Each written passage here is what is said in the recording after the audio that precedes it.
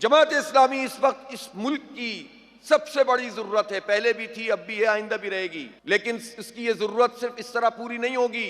लोगों को समझा लें, अच्छी तरह से बता दें, जितना वक्त गुजारोगे और जमात इस्लामी के हाथ में इख्तिदार नहीं होगा, इख्तियारात नहीं होंगे, उतना ही माशरा तबाह होता चला जाएगा।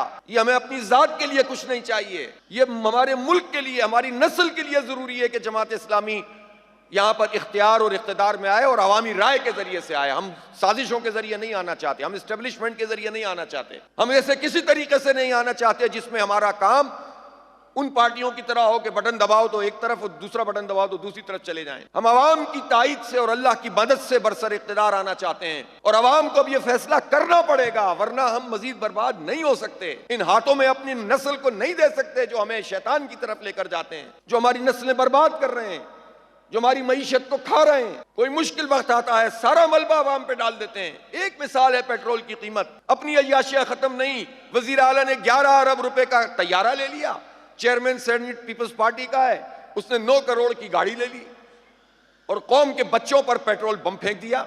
यूनिवर्सिटी कॉलेज जाने वाला हर लीटर पर 120 रुपए गवर्नमेंट को अलग से टैक्स देगा, पेट्रोल की कीमत के अलावा। मजदूर देगा, किसान देगा, गरीब देगा। सैकड़ों अरब रुपए पाकिस्तान के गरीबों से जमा कर लेते हैं, जागीरदारों पे, बड़े बड़े जागीरदारों पे टैक्स नहीं लगाते। ये जुल्म का निजाम है। शुगर माफिया, चीनी माफिया, आईपीपी माफिया, 2000 अरब रुपए उस बिजली की अदायगी होती है जो बनती नहीं है, चंद हाथों में, और हमें जो है वो ये टैक्सों से और महंगाई से मार देते हैं। ये जितने साफ सुथरे बनकर आ जाएं, ये निजाम नहीं चला सकते। ये नाअहल लोग हैं तो कौम कितना अपना वक्त जाया करेगी, कितना जिंदाबाद मुर्दाबाद करेगी।